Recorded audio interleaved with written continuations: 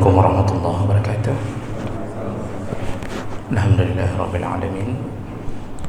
Wassalatu wassalamu ala nabiyyina al-Mustafa Muhammadin wa ala alihi wa ashabihi ajma'in. Amma ba'd. Rabbi shrah li sadri wa yassir li amri wa hlul 'uqdatam min lisani yafqahu qawli. Segala puji bagi Allah, kemudian salawat dan salam kepada Rasulullah,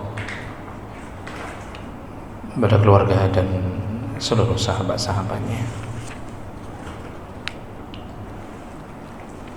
Bapak Ibu jamaah salat maghrib dan isya yang Allah muliakan, insyaallah di pertemuan yang lalu kita sudah membahas tentang ancaman atau hukuman orang-orang yang tidak membayarkan zakat. Saya ulang sedikit untuk mengingat kembali apa pelajaran kita. Orang yang tidak membayar zakat ada dua kategori. Yang pertama, tidak mau membayar zakat karena mengingkari kewajiban zakat. Jadi kalau dia ditanya orang kenapa tidak berzakat, maka dia menjawab karena zakat tidak wajib. Berarti dia mengingkari kewajiban zakat. Nah, golongan pertama ini masuk ke dalam golongan kafir. Artinya dia telah menjadi kafir dan dia dianggap murtad dan halal darahnya. Makanya Abu Bakar memerangi orang-orang yang tidak mau bayar zakat sepeninggal Nabi sallallahu alaihi wasallam. Abu Bakar menghalalkan darah yang dianggap sudah murtad dengan tidak mau atau mengingkari kewajiban zakat. Ini golongan pertama. Golongan kedua, tidak mau membayar zakat bukan karena mengingkari kewajiban zakat, tetapi karena tidak mau bayar. Dia pelit, kikir, tidak mau bayar zakat, tapi dia tidak mengingkari kewajiban. Jadi kalau ditanya orang kenapa tidak mau bayar, apakah kamu yakin zakat itu wajib? Dia tetap menjawab wajib. Kenapa tidak bayar? Ya saya tidak mau bayar aja. Jadi dia bukan mengingkari kewajiban, tapi karena kikirnya dia tidak bayar. Nah, ini seperti Sa'labah yang sudah sering beredar ceritanya. Nah, golongan kedua ini tidak dihukumi kafir, tidak murtad, tapi dihukumi fasik. Jadi pelaku dosa besar. Apa hukumannya? Hukumannya di dunia, hakim boleh mengambil paksa dari hartanya. Ya, mengambil paksa, ya tentu pemerintah mengambil paksa. Jadi disita sebagian harta untuk membayar zakat. Kemudian di dunia juga dia bisa dapat efek Allah cabut keberkahan hidupnya, Allah hancurkan hidupnya, ekonominya, kenyamanannya, bisa jadi bahkan rumah tangganya. Nah, itu efek tidak mau membayar zakat di dunia. Dan nanti di akhirat, walaupun dia tidak dianggap kafir, dia akan mendapatkan siksa. Yang pertama, Allah akan sediakan ular, yang ular itu diberi nama Suja', yaitu yang sangat pemberani dan mengerikan.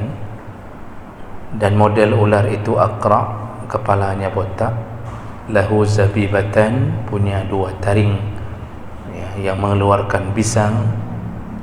Lalu kemudian ular itu melingkar di lehernya dan mulai menyiksanya. nanti ular itu akan berkata, akulah hartamu yang dulu engkau simpan di dunia. Jadi ini sesuai dengan ayat Allah surat Ali Imran yang menyatakan orang yang tidak mau membayar zakat, maka harta yang disimpannya itu akan menjadi ular, dan ular itulah yang menyiksanya nanti di hari kiamat. Itu siksa pertama.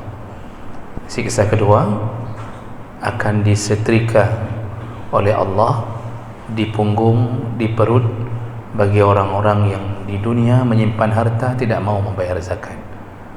Jadi saking pentingnya urusan zakat sampai Allah sudah cerita duluan model siksa. Maka hati-hati mereka yang punya harta tapi tidak membayar zakat. Nah, ini pelajaran kita di minggu yang lalu ya. Mudah-mudahan dengan mengetahui itu kita segera menunaikan zakat apabila telah sampai nisab dan haulnya. Baik, kita sambung berikutnya. Siapa yang diwajibkan untuk membayar zakat? Ini sedikit sudah kita bahas, tapi kita lengkapkan. Berikutnya, orang-orang yang diwajibkan atau syarat wajib membayar zakat. Yang pertama, al-Islam, yaitu orang Islam. Artinya kalau bukan Islam tak wajib bayar zakat, karena tidak dianggap hamba Allah. Jadi kalau sudah mengaku diri sebagai Islam, maka dia sudah masuk satu syarat pertama dalam urusan membayar zakat. Namun ada dua syarat lain, yaitu yang kedua, milkiyatun nisab, sudah sampai nisab. Semua harta kalau sudah sampai pada ambang batas kapan kewajiban zakat itu dimulai, maka dia telah dianggap mencukupi syarat kedua. Diingat kembali Bapak Ibu, nisab itu adalah ambang batas minimal jumlah harta yang terkena zakat. Nah, nanti kalau selanjutnya ketika kita membahas barang-barang yang wajib dikeluarkan zakat, itu ada nisabnya masing-masing. Nah, contohnya kalau emas, kalau sudah mencapai 85 gram emas, kalau perak sudah mencapai 595 gram perak asli.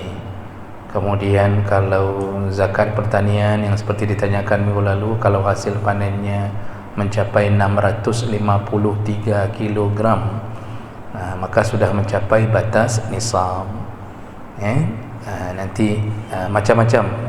Kalau binatang, sapi sudah mencapai 30 ekor, maka dianggap sudah sampai nisab.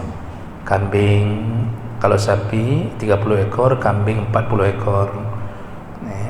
Nah, itu contoh-contoh yang disebut dengan nisab. Jadi kalau tidak sampai ke situ, tidak bayar-bayar. Kalau tidak sampai ke batasan itu, tidak bayar. Kita punya emas tapi tidak sampai 85 gram, tidak bayar. Berusaha sampai pun tidak wajib bayar. Misal tadi disebut 85 gram batas nisab emas, sedangkan emas kita cuma punya 70 gram. Kita langsung bayar zakat. Tidak mau kita istilahnya daripada tunggu nisab nak kena-kena kita bayarkan terus. Tidak juga disebut zakat, berarti sedekah. Jadi agama itu ada proseduralnya. Kalau tidak sampai, walaupun tak pegah hadrat tu, nyo hana lu bayar je zakatnya. Walaupun hana kenang lu bayar, tetapkan zakat, bukan zakat namanya, ya sedekah lah. Jadi dia ada proseduralnya. Kalau kurban itu kan proseduralnya satu kambing untuk satu orang, boleh bersyarikat pada 7 orang satu sapi. Itu batas prosedural. Kalau berdua satu kambing, tidak sah.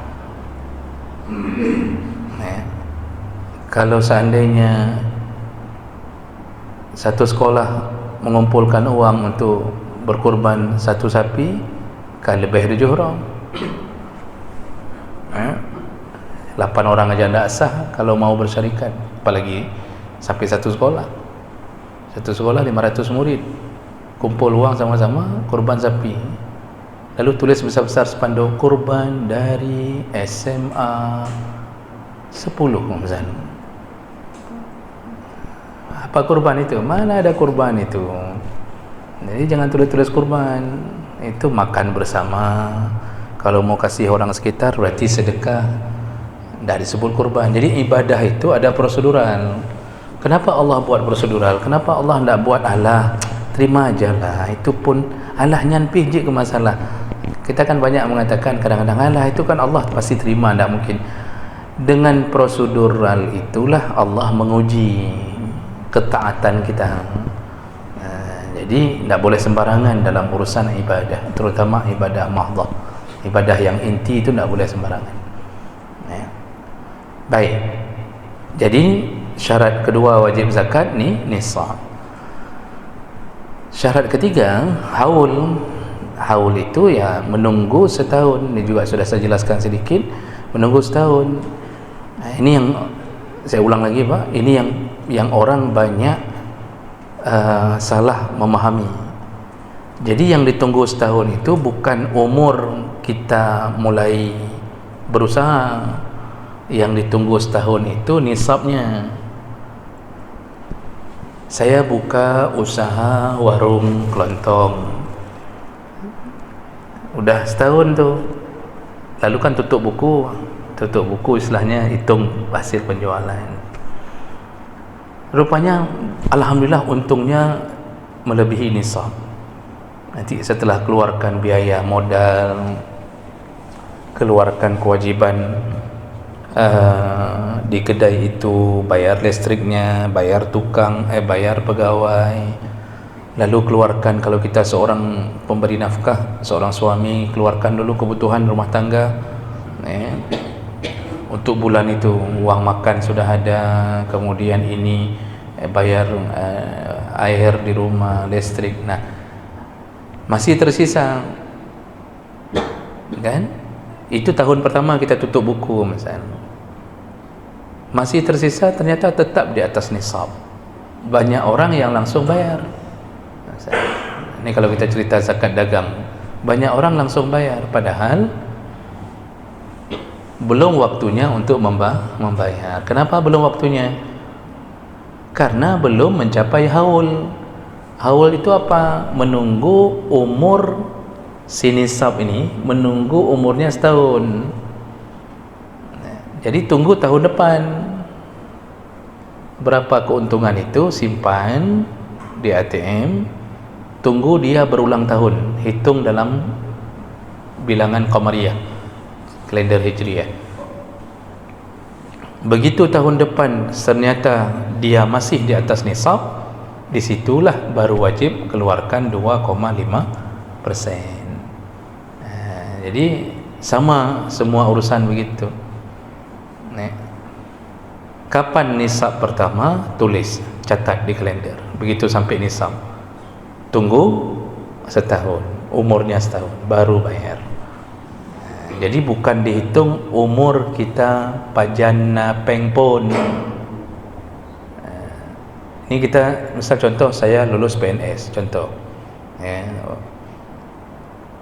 Lalu saya menghitung 1 Januari saya lulus PNS. Saya kumpul-kumpulkan gaji, rupanya mencapai nisab. Apakah langsung bayar di tahun berikutnya? Tidak. Begitu sampai nisab, baru catat di kalender, bayar tahun yang akan datang setelah umur nisab itu, setelah si nisab itu berulang tahun. Nah, itu yang patut difahami. Jadi sebenarnya urusan zakat ini Allah tidak beratkan, khusus betul-betul orang-orang yang memang hartanya berlebihan. Yang harta pas-pasan saja hanya kena model-model kita yang hari ini ada, kemudian besok tak ada, itu mana ada kena zakat. Nah, itu 3 syarat kapan seseorang sudah wajib membayar zakat: Islam, nisab, dan haul. Yang tidak ada haul itu cuma pada zakat pertanian, perkebunan, itu tidak ada haul, dikecualikan.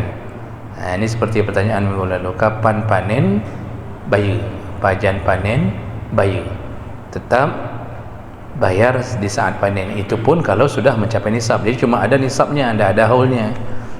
Jadi kalau sudah mencapai 653 kg bayar. Bayarnya berapa? Tergantung, kalau kebun itu atau sawah itu dialiri oleh air hujan, artinya kita tidak mengeluarkan modal untuk menghidupkannya, berarti bayar 10%.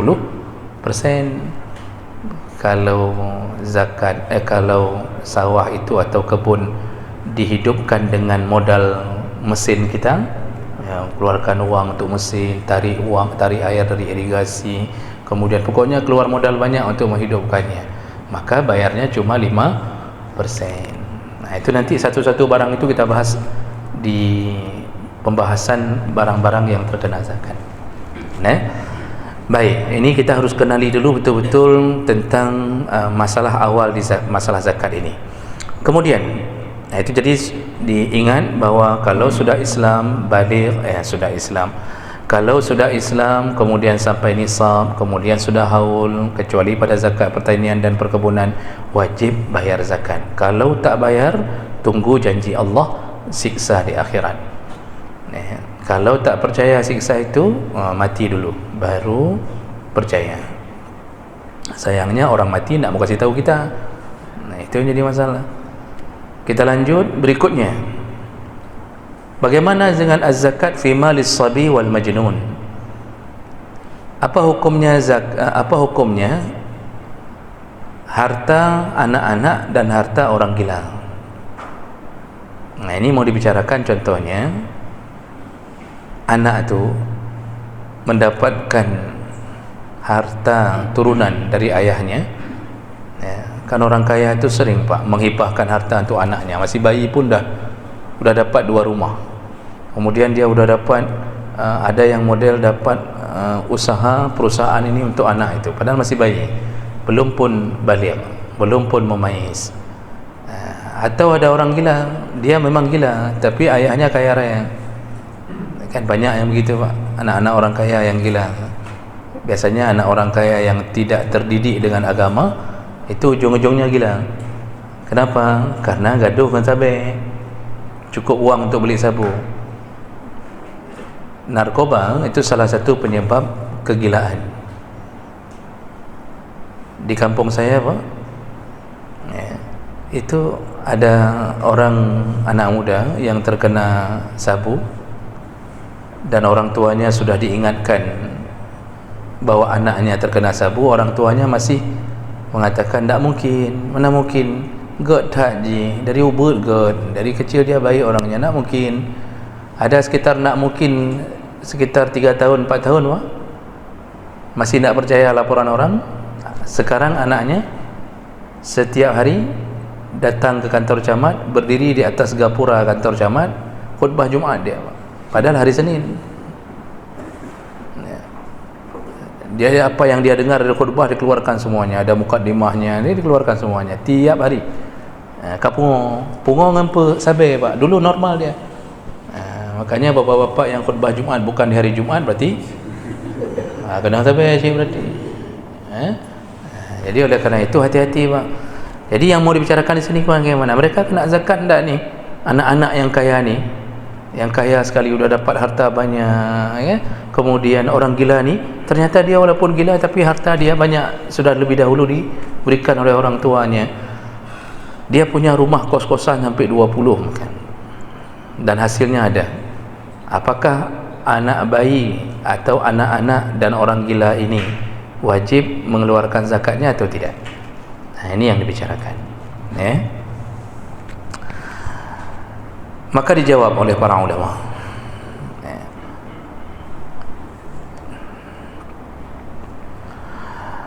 anna haqq az-zakah muta'allaqun bi amwalihima idza takamalat fihima syara'ituhu fayajibu ala wali kulli wahidin minhuma yuaddi hadzal haqq li ashabihi. Ternyata para ulama menjawab bahawa urusan zakat itu tergantung pada harta. Jadi urusan pembayaran zakat itu patokannya adalah harta, bukan pada si pemilik. Si pemilik asal sudah Islam, sampai nisab, sampai haul, wajib keluarkan zakat. Oleh kerana itu, anak-anak yang belum baligh atau orang gila, maka tetap dikeluarkan zakatnya. Kalau sudah sampai zakat, sampai nisab dan haul pada harta mereka, ya. Dan yang mengeluarkan zakatnya adalah wali dari keduanya. Nah, siapa yang jadi wali? Nah, itu yang wajib mengeluarkan zakat. Bihaisu law qasara fi zalika alwali kana asiman mustahiqqan lil'uqubah min Allah azza wa jalla. Seandainya wali dari si anak-anak atau dari orang gila tadi tidak mau mengeluarkan zakat bagi keduanya, maka wali itu pun dihitung sebagai orang yang telah melakukan dosa besar, ya. Jadi ini menjadi jawaban bahawa zakat tetap dikeluarkan walaupun yang punya harta itu belum baligh atau adalah orang gila. Makanya tidak dibuat syarat wajib keluarkan zakat itu, tidak ada kewajiban baligh, berakal, tidak ada. Cuma Islam, nisab dan haul. Tak peduli apa pungo, apa pedang ubud, itu tetap kalau dia punya harta yang melebihi nisab dan sampai haul, tetap wajib keluarkan zakat. Dan ini diambil berdasarkan beberapa dalil. Di antaranya ketika Allah menyebutkan kewajiban zakat dalam surat At-Taubah ayat 103, Allah mengatakan khus min amwalihim sadaqatan tutahhiruhum wa tuzakkihim biha. Kata Allah, ambil dari harta mereka, yaitu zakat yang bisa mensucikan mereka dan mensucikan harta mereka. Nah, ketika Allah menyebut ambil dari harta mereka, Allah tidak membatasi kalimat mereka kepada orang-orang yang balik dan berakal saja. Jadi Allah pukul umum secara merata, ya. Siapapun yang sudah punya harta, ya, yang sampai nisab dan haul, tetap wajib zakat. Kemudian Nabi sebutkan, ya, ketika Nabi menyuruh untuk membayar zakat, Nabi pun menyuruh Muaz bin Jabal untuk mengutip zakat di Yaman. Maka Rasulullah pun tidak membedakan bahawa kecuali anak-anak atau orang gila, tidak ada. Kata Rasulullah, ambil dari semua harta orang kaya, siapapun yang kaya. Tidak disebutkan kecuali ini, tidak ada. Inilah hukum agama, ya, jadi wajib bayar. Lalu kemudian Abu Bakar pun dalam hadis Bukhari menyebutkan hazihi faridatus sadaqah allati faradaha Allah farada Rasulullah alal muslimin. Zakat ini diwajibkan oleh Allah dan Rasulnya kepada kaum muslimin. Jadi tetap hitungannya adalah ke harta, ya. Jadi kalau begitu anak yatim tapi yatimnya yatim kaya, tetap wajib membayar zakat. Karena lawinnya kan orang berfikir anak yatim itu koneksinya dengan kemiskinan. Tidak semua yatim miskin, ya. Yatim kadang-kadang ada juga yang kaya, mendapatkan harta turunan dari orang tuanya, langsung berubah menjadi kaya raya. Kalau dia punya kewajiban di antara harta-hartanya itu, tetap bayar zakat. Jadi kalimat yatim itu adalah anak-anak yang belum baligh, itu yang kehilangan ayahnya, itu yang disebut yatim. Jadi kalau sudah balik, tidak disebut yatim lagi. Kita ni kan yatim piatu rata-rata, apa? Tengku yatim piatu, saya yatim piatu, apa yatim piatu. Apakah kita masih disebut yatim? Tak. Begitu balik, tidak disebut yatim lagi. Dan yatim ini tidak juga, bahkan tidak masuk ke dalam orang-orang yang berhak menerima zakat. Tak disebut yatim, ya. Disebut cuma fakir, miskin. Jadi maksudnya kenapa tak disebut yatim? Kalau yatimnya kaya, malah dia menjadi muzaki, memberi zakat. Kalau yatimnya masuk ke kategori fakir dan miskin, baru menjadi penerima zakat. Dalam semua pembagian begitu. Yatim ini lebih kepada lihat kondisinya. Kalau kondisinya terlantar, barulah Allah suruh pelihara. Meninggal ayah, langsung kaya. Istrinya yang jadi janda pun janda kaya, punya anak pun kaya raya. Ini yang model-model begini, jangan kira bahwa kalau sudah yatim tak wajib bayar zakat. Kalau dia punya harta, tetap bayar zakat. Makanya Rasulullah sallallahu alaihi wasallam menyebutkan, ibtaghu fi amwalil yatama hatta la tazhabuha aw tastahlikuha as-sadaqah. Jadi kata Rasulullah, peliharalah harta anak yatim. Ini maksudnya kepada para wali anak yatim itu, peliharalah harta anak yatim, maksudnya kembangkanlah dia, jadikan dia usaha sehingga dia tidak termakan oleh zakatnya. Maksudnya kalau hartanya banyak tidak digunakan apa-apa, tetap terkena kewajiban zakat pada anak yatim ini. Jadi maksudnya para wali disuruh peliharalah anak yatim dengan hartanya sendiri, belanjakan untuk sekolahnya. Jadi yang jadi wali ini harus jujur betul, Pak. Kalau meninggal anak, kalau meninggal kita, tinggal anak, lalu dipelihara oleh kakek, maka kakek ini disebut wali.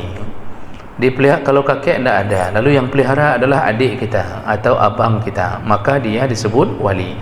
Wali kalau tidak amanah malah lebih dekat ke neraka. Waktu Allah menyebutkan wala ta'kulu amwalal yatama, janganlah engkau memakan harta anak yatim, itu yang paling sering melakukannya bukan orang kampung, wali roy, Pak. Makanya jadi wali itu besar tanggungjawab, Pak. Lebih besar tanggungjawab jadi wali anak yatim daripada jadi wali danggro.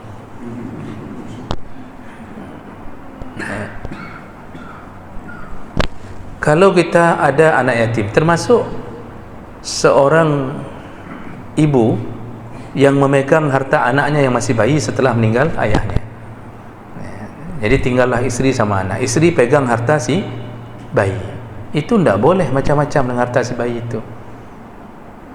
Tetap harus dipelihara, dipisahkan, kecuali pada waktu makan yang kira-kira nggak mungkin dipisahkan, ya hitung saja secara kasar. Tapi anak yatim ini tetap harus dipelihara hartanya. Kembalikan harta dia sejumlah sisa dari kehidupan dia ketika dia sudah balik dan tahu tentang harta. Kembalikan.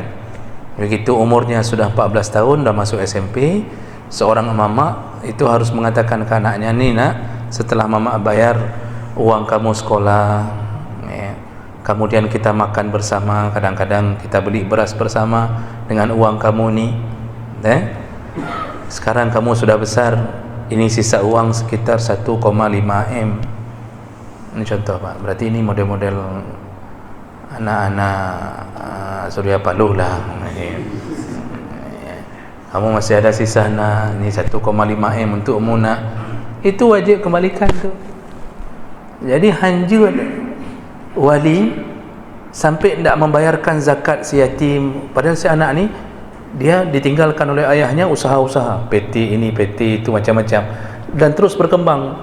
Dia nak tahu apa-apa ni, masih umur 5 tahun mentang lancat-lancat, maka walinya wajib membayarkan zakat. Wali tak bayar zakat dari harta anak yatim ni, si wali yang berdosa. Dan kalau wali berani memakan harta anak yatim ini, maka dialah yang disebut dengan pemakan harta anak yatim. Itu tunggu azab di akhirat yang begitu keras. Berarti telah berkhianat kepada anaknya atau keponakannya. Jadi hati-hati pemelihara anak yatim, baik sampo mengambil keuntungan. Ceritanya pelihara anak yatim karena dia anak orang kaya, uangnya kita habiskan untuk main game judi online. Ini wali kurang aja, Pak. Dan itu sekarang bisa saja terjadi, Bapak Ibu yang Allah muliakan. Makanya cukup bahaya kalau meninggalkan anak kepada orang yang tidak punya sifat amanah kepada Allah Subhanahu wa taala. Jadi beberapa dalil itu menyebutkan bahawa anak kecil itu tidak menjadi halangan untuk membayarkan zakat fitrahnya. Ya. Baik. Kemudian sedikit lagi baru kita bertanya jawab. Ya.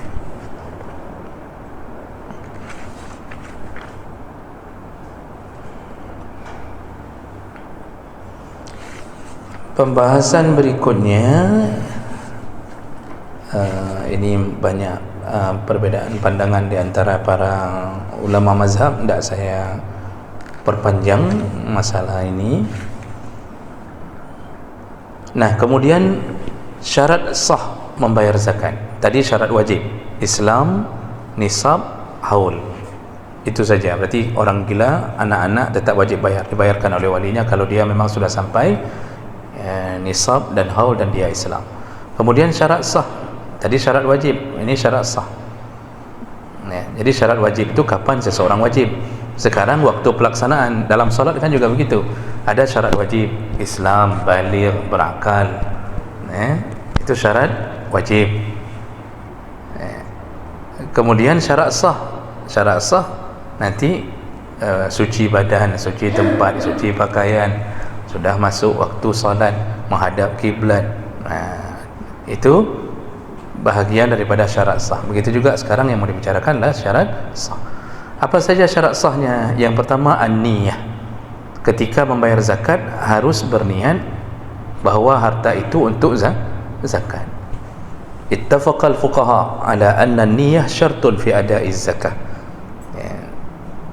Jadi sepakat para ahli fiqh menyebutkan niat itu ketika membayar zakat itu wajib dibersihkan di hati untuk membedakan mana zakat, mana sedekah, mana kafarah atau mana yang lain.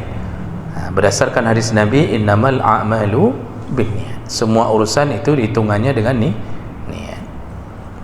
Jadi ketika kita mau bayar zakat, yang paling penting hati kita, ketika kita kasih ke orang, hati kita mengatakan bahawa ini zakat. Yang namanya niat bersihkan hati, bukan ucapan di mulut, Pak. Karena niat itu letaknya di hati dalam urusan semua. Kalau salat juga begitu. Niat salat itu di hati, bukan di mulut. Jadi kalimat usalli fardhu dhuhri 4 rakaat dan seterusnya itu lafaz niat. Lafaz niat itu bukan menjadi syarat berniat. Dia hanya menolong supaya hati mudah berniat. Makanya dalam kitab Majmu' Imam Nawawi menyebutkan bahawa niat di mulut masih boleh, tujuannya bukan untuk niat tapi membantu hati. Liyusa'idal lisan al-qalba, kata Imam Nawawi. Maka kan orang waktu mau salat tu kan berdiri dulu sebentar tu, mulutnya kumat kami tu salli fardhal maghrib salat rakaat. Itu belum niat. Yang boleh catat dah, yang kalau niat Pak. Kalau langsung takbir setelah kalimat itu tidak mengiringinya dengan niat, maka salatnya tidak sah. Jadi kalau ada juga orang yang mengatakan itu salah, tu tidak pernah Rasulullah menyuruh berniat dengan mulut. Betul, itu salah, tapi tidak bisa kita salahkan kalau orang mengucapkan itu sebelum niat. Jadi ketika dia mengucapkan salat itu belum niat. Kapan dia berniat? Allah. Begitu Allah bersihkan di hati kalimah yang dia lafazkan tadi, itu yang dibolehkan. Jadi enggak boleh juga dilabun-labun dalam Allah Akbar itu. Allah, mulut kita kumat kami lagi Allah salli fardhu bar jatuhnya, tapi mulut itu nasah kan, nasah semayang kan. Jadi niat itu tetap dalam hati. Nanti ada juga kalau dalam urusan salat, para sebahagian ulama mengatakan niat itu bukan rukun tapi syarat. Itu kalau dalam urusan salat. Makanya Imam Hanafi menyebut syarat, Maliki syarat, Hambali syarat, Imam Syafi'i menyebut rukun. Makanya bagi Imam Hanafi, Maliki dan Hambali, sebelum salat asal sudah ada bersitan hati untuk salat, itu sudah sah salat. Saya pernah kasih contoh kan Pak, ditanya orang, "Bapak mau ke mana?" "Dah pakai kain sarung, dah pakai kopiah, mau ke mana ni?" langsung dalam hati kita misal mengatakan, pada nak lain kau nak jak semayang, ni kan mau solat ni, dari tadi memang mau solat, hatinya sudah terbersit, memang mau solat. Di sisi selain mazhab Syafi'i itu sudah masuk niat tu. Makanya selain mazhab Syafi'i kadang-kadang tidak lagi diperpanjang dalam takbir Allahu Akbar, itu sudah sah, tapi niatnya sudah muncul sebelum salat. Kalau Syafi'i menguatkan harus beriringan dengan perbuatan, begitu. Maka dalam zakat niat itu juga dalam hati, Pak, dan tidak ada kalimat khusus yang dijadikan sandaran bahawa sengaja aku berzakat dengan jumlah sekian, menghadap kiblat 2 rakaat kerana Allah, tidak ada. Jadi asal kita mau kasih zakat, kemudian dalam hati kita nyo ke zakat, dalam hati kita nyo zakat, itu sudah sah zakat, ya. Kemudian selain daripada niat, syarat sah berikutnya adalah at-tamliq, iaitu harta itu dimiliki sempurna oleh si pemberi zakat, sekaligus tamlik itu juga bermakna ketika kita beri zakat itu berpindah hak kepemilikan menjadi hak milik orang lain. Jadi tidak boleh habis kasih zakat tarik balik aja kan. Hibah saja tidak boleh ditarik balik. Kata Rasulullah, sama seperti anjing yang mengeluarkan air liurnya sudah jatuh ke tanah lalu dijilatnya kembali. Begitulah kalau orang sudah memberi sesuatu lalu menariknya kembali. Kan sering Pak musim-musim caleg itu, habis tidak terpilih dia tarik kembali. Dia datang ke penasah, ke musalla, lalu dia bilang, "Nyo Permadani ini saya ambil kembali, tidak ada yang pilih saya satu pun di kampung ini." Itu anjing yang menjilat ludahnya sendiri setelah ludahnya dikeluarkan. Makanya at-tamlik di sini juga bermakna kalau sudah memberi zakat, maka harta yang diberi itu menjadi hak milik dari si orang yang menerima zakat.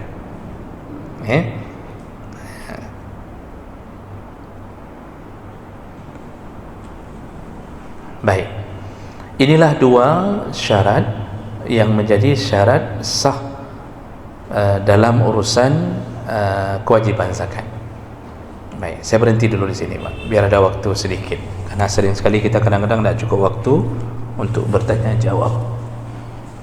Silakan Bapak, kalau ada hal yang ingin tanyakan, silakan Bapak.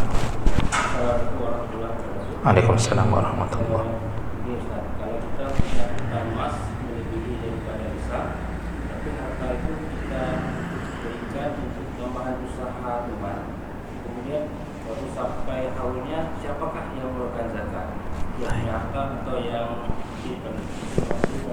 Waalaikumsalam. Ini bagus pertanyaannya Bapak. Terima kasih banyak. Kita punya emas, tapi bajarogo bahasa sederhananya kita hutangkan ke orang untuk menjadi modal orang. Terserah dia mau apa, mau hutang biasa. Emas kita mencapai nisab, ada sekitar kalau 85 gram itu kan kalau kita manyamkan, satu manyam 3 gram, ya sekitar 28 manyam. Kita punya emas sebenarnya 50 manyam sebenarnya, berarti kalewat nisab. Tapi masalahnya 30 manyam dipinjam orang untuk modal, sedangkan kita 50 manyam itu sudah mulai ada itu dari 1 Muharram misal contoh. Supaya lebih mudah dimengerti ya 1 Januari lah contohnya. Itu sudah ada. Si pengutang ini, si yang meminjam ini, dia pinjam bisa jadi di bulan Maret, sedangkan katanya kalau kita catat bak kalender sudah sampai nisab emas, sudah melebihi 85 gram, catat, menunggu setahun, kan begitu. Lalu dipinjam di tengah perjalanan menuju setahun itu dipinjam 10 manyam dipinjam atau 40 manyam, tinggallah di tangan kita 10 manyam, berarti kan tidak sampai 28 manyam lagi, tidak sampai 85 gram. Begitu sampai tanggal setahun masih kena zakat tidak? Kalau masih, siapa yang membayar zakat? Begitu. Ini dijawab oleh para ulama begini, Pak. Orang-orang yang mempunyai harta lalu dia menghutangkannya atau dipinjam oleh orang sampai haulnya, maka lihat tipe orang yang meminjam. Jadi ada dua model orang pinjam, Pak, orang berhutang. Kalau hutang itu kita berikan kepada orang yang kita yakin ada kemungkinan dia untuk bayar, maka tetap wajib bayar zakat bagi si pemilik emas. Jadi dihitung tu uang yang kita berikan ke orang, dihitung, masuk ke dalam hitungan nisab kita. Tapi itu tipe pertama, kalau orang yang kita pinjamkanlah orang yang kita yakin dia bayar. Artinya kita hanya syak dia bayar, cuma mungkin belum dia bayar. Bisa jadi dia sudah lapor, ni mohon maaf ni, belum bisa saya bayar sekarang, mungkin berapa bulan lagi, sedangkan haul dah sampai, maka tetap kita yang bayar. Bayarnya berapa? Sejumlah uang, sejumlah yang sisa di kita dan sejumlah yang dipinjam. Jadi tetap hitungan kita 50 manyam, 2,5 per 100 bagi kali 50 manyam. Kalau 50 manyam digramkan dulu, berarti 150 gram contoh. Berapa yang keluar, itulah zakat, walaupun uang itu tidak di kita. Itu begitu tipe pertama. Tapi kalau kita, Pak, telah mengutangkan uang ke orang yang palis bin Kurengaja, dia ambil 30 manyam dari kita, dia bilang dia buat usaha, rupanya dia usaha untuk melarikan diri, bukan usaha untuk bisnis, usaha melarikan diri, sehingga sampai hari ini kita tidak tahu lagi di mana dia, dan kita sudah berniat kita ketemu saja nanti di akhirat.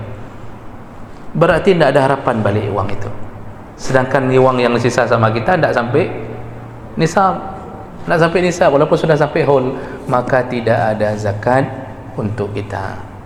Dianggap kita telah jatuh di bawah nisab, karena harapannya tidak ada lagi orang itu. Ya, paling harapan kita doa-doa, cuma doa-doa supaya dia berkurap seumur hidupnya, semoga dia capi setelah terkena kereta api 3 kali ditabrak, kayak gitu cuma, Pak, kan? Jadi ini tidak ada zakat. Begitu jawaban para ulama kalau model kita punya uang tapi di tangan orang. Memang capek, Pak, berurusan sama orang berhutang tu capek. Kita berbuat baik tapi dibalas dengan air tubang. Jadi betul-betul air tebu dibalas dengan air tubang. Desa rayutan, kita menunda-nunda pembayaran hutang, dosa besar itu.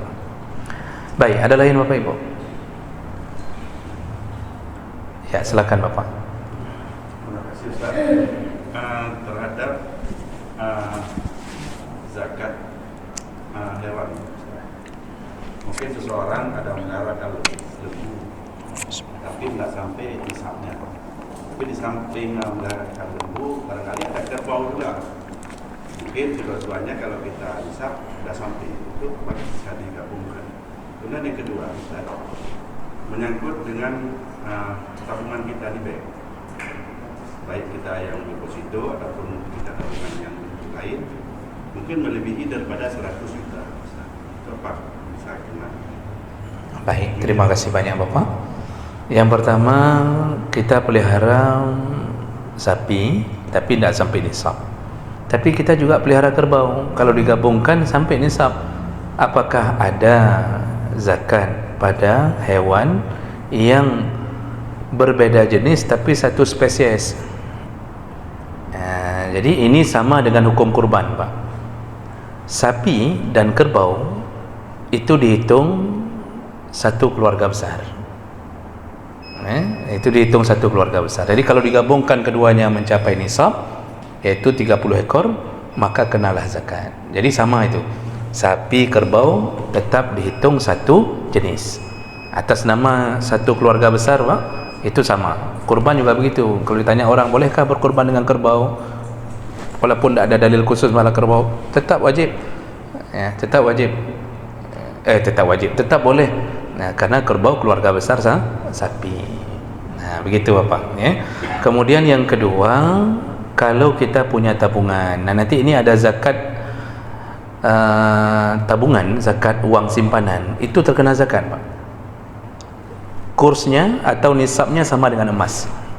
Jadi kalau punya simpanan, karena begini, dulu di masa Rasulullah emas itu kan uang. Dulu di masa Rasulullah emas itu adalah dinar. Dinar itu memang koin yang diperdagangkan. Jadi orang jual belinya langsung dengan emas. Jadi nanti disimpan, uang-uang itu disimpan, dan itu masih berlaku sampai hari ini. Tentang hukum zakat tabungan itu terkena zakat. Sama nanti hitungannya, nisabnya ke emas. Jadi kalau 85 gram berapa sekarang? Berarti sekitar 28 banyak badu punya Pak, kali 3 juta sekian, hampir mendekati 4 juta. Begitu jumlah tabungan kita melebihi nisab itu, catat di kalender, tunggu setahun ke depan. Saya ingatkan lagi Bapak, begitu kita tunggu, rupanya kita keluarkan uang tabungan itu langsung jatuh di bawah nisab. Apakah kita beli Avanza atau kita beli Innova, langsung jatuh di bawah nisab, maka gugur itu nisab. Hilangkan yang di kalender itu, tunggu uang itu naik lagi di atas nih nisab, catat lagi, tunggu lagi setahun. Jadi bukan bermakna kalau kita simpan tak boleh belanja hanya untuk menunggu haul. Dah, yang belanja juga apa pun selama makan benda haram. Oh, nak rencana berkahwin lain, berkahwin yuk. Hai, contoh Pak, contoh. Saya cuma bilang-bilang aja. Saya pun tak pernah melaksanakannya, cuma saya bilang-bilang aja. Ini kan wajah-wajah yang tak berani semua. Haba tak kaya raya kan? Jadi kira-kira begitu Bapak ya, sama nanti sambungannya. Baik, karena sudah azan, insya-Allah kita sambung di pertemuan yang akan datang sedikit-sedikit agar kita habiskan masalah zakat ini. Subhanakallahumma bihamdik, asyhadu an la ilaha illa anta, astaghfiruka wa atubu ilaik. Wassalamualaikum warahmatullahi wabarakatuh.